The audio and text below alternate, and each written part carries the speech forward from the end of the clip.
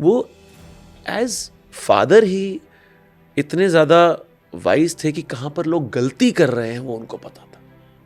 Do you miss your dad? I think वो बताने वाला शायद कोई नहीं है.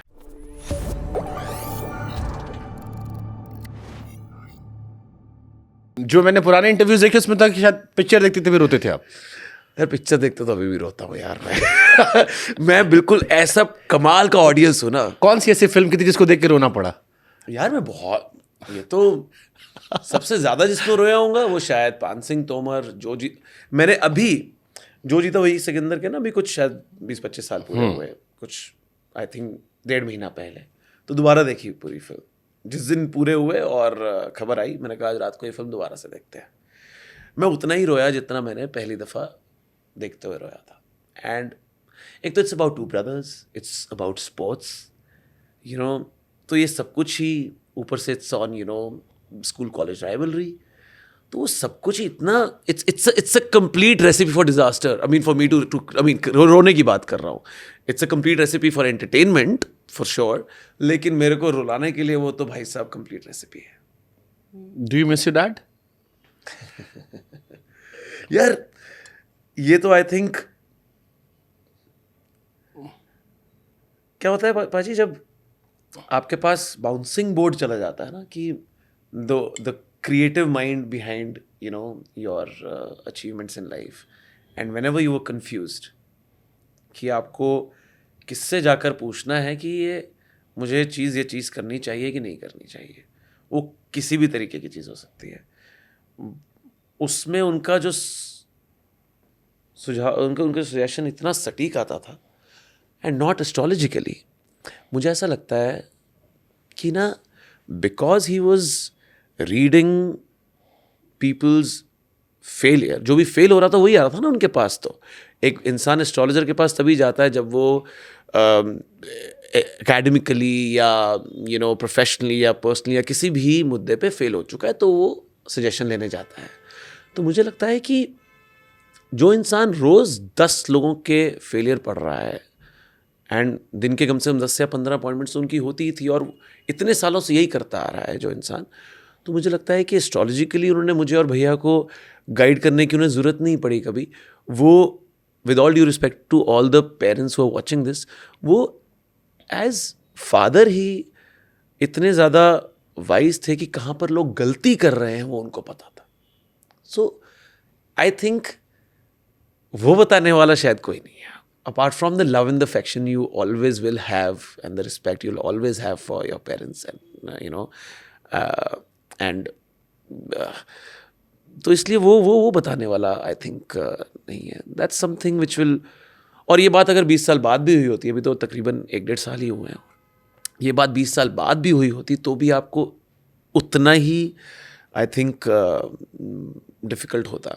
नहीं, ये मैंने इसलिए भी पूछा क्योंकि आपने स्कूल का जिक्र किया था. थोड़ा सा मूड को आपके फिर से लाइट करते हैं.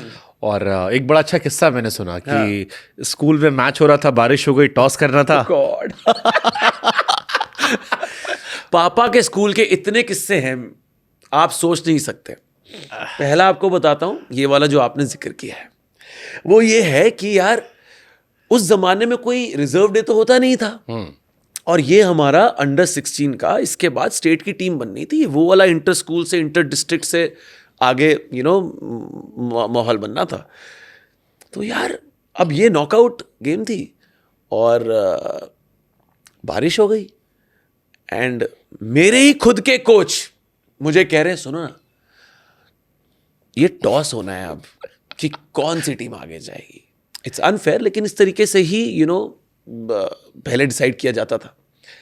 तो ये टॉस होना है, आप अपने पापा को क्यों नहीं फ़ोन करते? मैंने कहा कि इसलिए.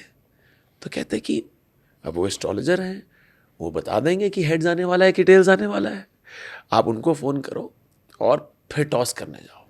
मैंने कहा अच्छा. अब मैंने यार पापा को फ़ोन किया प्रेशर में. पापा ने मुझे कहा कि जब टॉस करने जाओगे तो आपने राइट हैंड जेब में रखना है, ठीक है? और ये किसी को नहीं पता है बात. राइट हैंड जेब में रखना है और आपने हेड्स कॉल करना है और आपने कॉइन को ऊपर जाते हुए देखना नहीं है.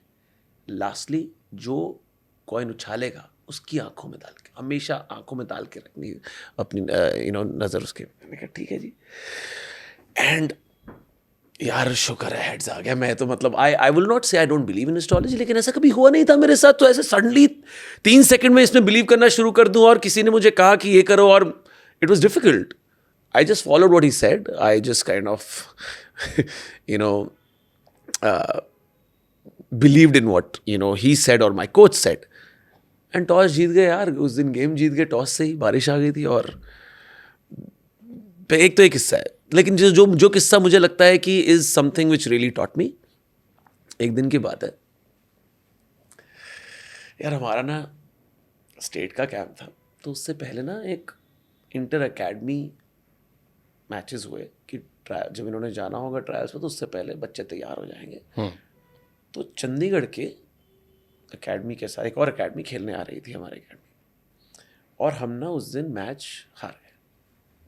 तो ना जब मैच हारे तो हमारे कोच कहते हैं कि यार ऐसा करते हैं अपार, कुछ 2-3 बच्चे ना अंडर 19 के खिला लेते हैं. अंडर 19 था 21, 16 या 19 की गेम थी, तो तब 17 नहीं होता था.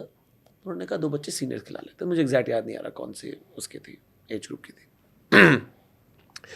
और जब उन्होंने कहा कि बच्चे खिला लेते हैं सीनियर, तो मैंने कहा हाँ जी सर ठीक है. तो लेकिन रास्ते में घर जाते हुए मुझे लगा कि यार अगर सीनियर खेलेंगे तो मेरी कैप्टनसी तो गई, कोई और कप्तान बन जाएगा. तो मैंने क्या किया, दूसरी टीम में एक लड़का था चेतन जॉली, उसके बाद दिल्ली आके भी खेला है.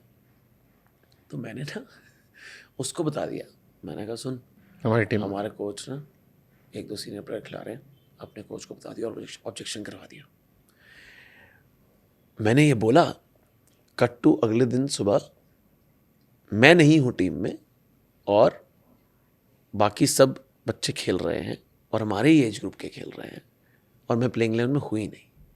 उनका कोच और यार जिस इंसान ने प्रैक्टिस प्लान कर रखी है, क्या वो दोनों कोच आपस में दोस्त नहीं होंगे? ये कहाँ अकल होती है 15-20 साल के बच्चे. उस टाइम पे नहीं थी मुझे अकल एटलीस्ट. तो and as fate would have it, मेरे पापा ना अकेडमी आते नहीं थे कभी भी.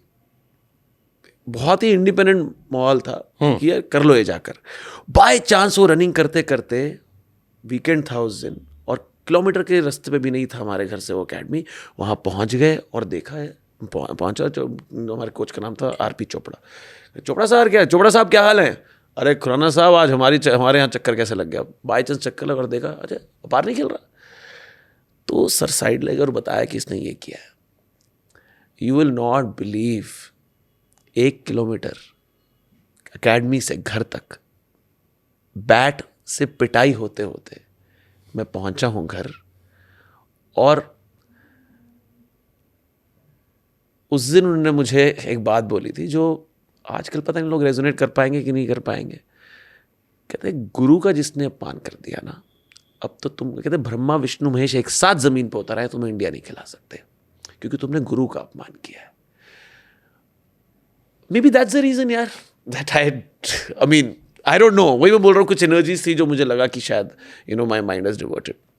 So I think वो दिन गया और ये दिन आया. ऐसा कभी नहीं हुआ कि even today, if someone who is younger than me and comes to train me in the gym, I only call him sir, and there's never a point that I disrespect him.